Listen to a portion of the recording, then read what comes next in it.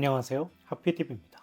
이번 CS2023은 메이커 신제품 전시가 많지 않았습니다. 삼성, 파나소닉 등 주요 기업은 별도의 부스를 꾸려 한정된 미디어에게만 신제품을 공개했습니다. CS는 점점 투어 등을 통해 일반 관람객의 비중이 부쩍 높아지고 있는데요. 정작 관람객들은 해당 신제품을 볼 수 없는 것이 CS의 새로운 트렌드라면 트렌드가 될 것 같습니다. 오늘은 CS2023 전시 중 하피TV가 인상적이었던 부스를 모아 소개해드립니다. 소니는 CES에서 TV를 아예 공개하지 않았습니다. 소니는 하이엔드에서 친 QD OLED 진영에 속하는데요. 현재 이 동맹이 다소 불안하죠. 자세한 건 별도의 영상으로 소개하겠습니다. 소니는 TV 외에도 신제품을 거의 공개하지 않는데 유일하게 2월 22일 발매 예정인 플레이스테이션 VR2 실기를 공개했습니다. 새로운 컨트롤러가 매력적인 디자인을 보여줍니다. 그리고 실제 체험도 할 수 있었습니다. 구매 생각 없었는데 실물 보고 나니 무조건 질러야겠네요. 사실 소니 부스에서 가장 화제를 모은 건 혼다와 협업한 전기차 아필라였어요. 실물은 기대보다 그렇게 매력적이지 않았습니다. 전면과 후면을 가로지르는 기다란 LED는 이미 현대 그랜저 등을 통해 익숙했기 때문이죠. 대신 인테리어가 관심을 끌었는데요. 좌우로 길게 펼쳐진 미디어 디스플레이를 통해 사용자는 소니의 영화, 플레이스테이션 게임을 즐길 수 있다고 합니다.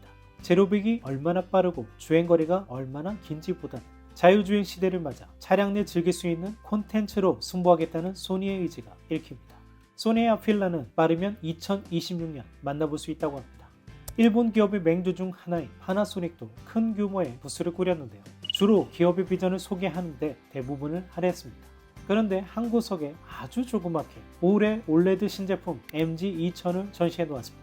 현재까지 LG전자 외 유일하게 LG 디스플레이에 M&A 패널을 채용한 것으로 알려진 제품입니다.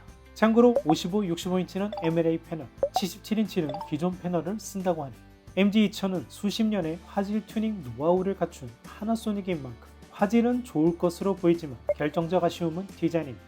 두꺼운 하단바도 그렇지만 제품 두께가 너무 두꺼워요. 만듦새가 국내 LG, 삼성과 비교해 많이 떨어져서 아쉽습니다. 프리미엄 오디오도 삼성, LG와 같은 전시장 입구에 큰 부스를 꾸렸습니다. 프리미엄 오디오는 클립스 중심의 복스 인터내셔널, 온쿄 파이오니아를 인수하며 변경한 사명인 거죠. 이렇게 회사 규모가 커진 만큼 수익을 높일 수 있는 카오디오 시장 진출을 적극적으로 모색하고 있었습니다. 독자적인 카오디오 솔루션을 마련하지 못한 상황에서 자동차 기업의 구애를 시작한 셈이죠. 필립스는 이미 자사 오디오의 맥라렌과 콜라보를 시작하기도 했습니다. 우리는 머지않아 클립스, 온쿄 브랜드의 카오디오를 만나보게 될 것 같습니다. 삼성은 이전 영상에서 말씀드렸던 신제품 전시보다 초연결이라는 주제로 스마트 싱스 솔루션을 거대한 전시장에 구현했어요. 삼성 신제품을 보길 원했던 사용자에게 실망감을 안겨줬습니다. 삼성은 CS를 통해 자사 TV의 필립스 휴 지원을 발표했죠. 이를 기념해 필립스 휴 체험존을 꾸렸습니다.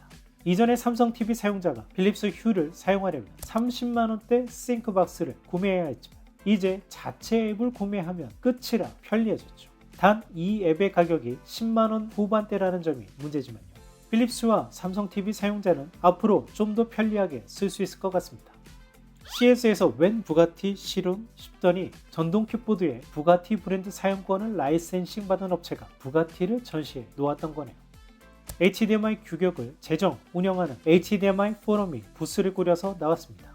올해는 새로 발표된 HDMI 기술이 없었기 때문에 상대적으로 흥미는 덜했습니다. HDMI 2.1 지원 제품을 사용하시는 분들은 반드시 HDMI 2.1 인증 케이블 쓰셔야 한다는 것, 하피TV 영상으로 잘 알고 계시죠?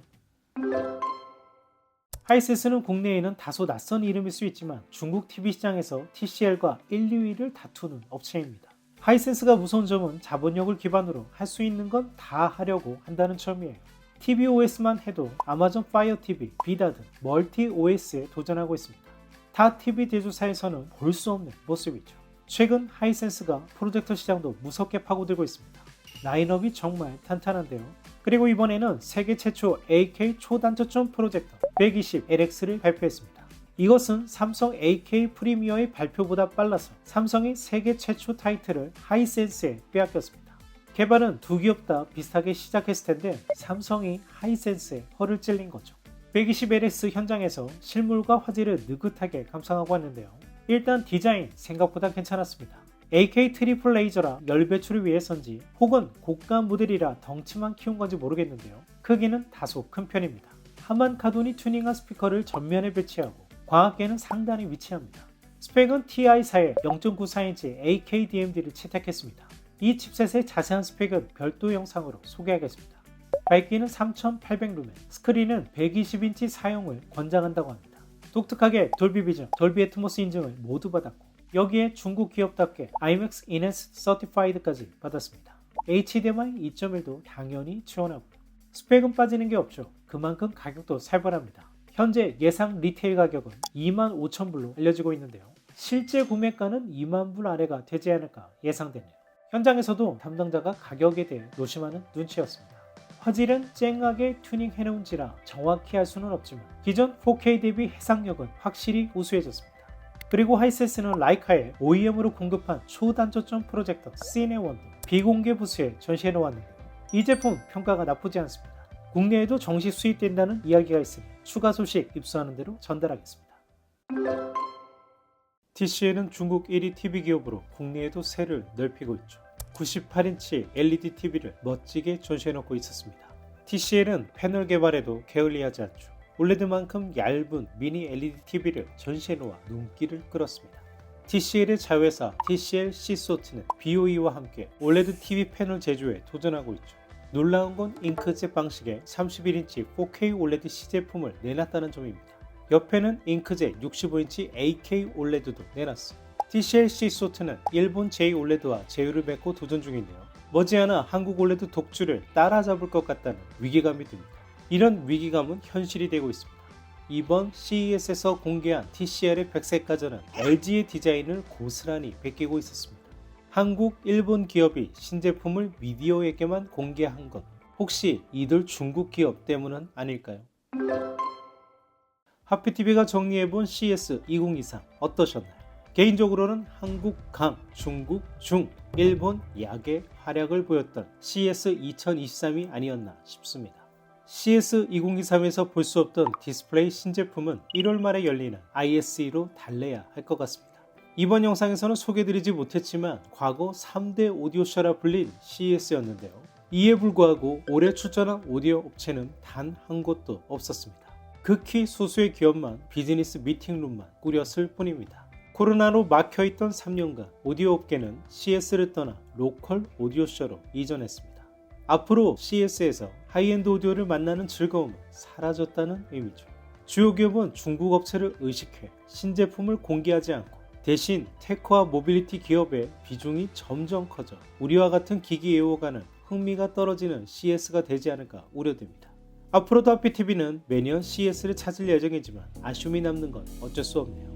이에 굴하지 않고 하피TV는 곧 새로운 전시회를 찾아 누구보다 빠른 뉴스 전달해드리겠습니다. 지금까지 하피TV였습니다. 감사합니다.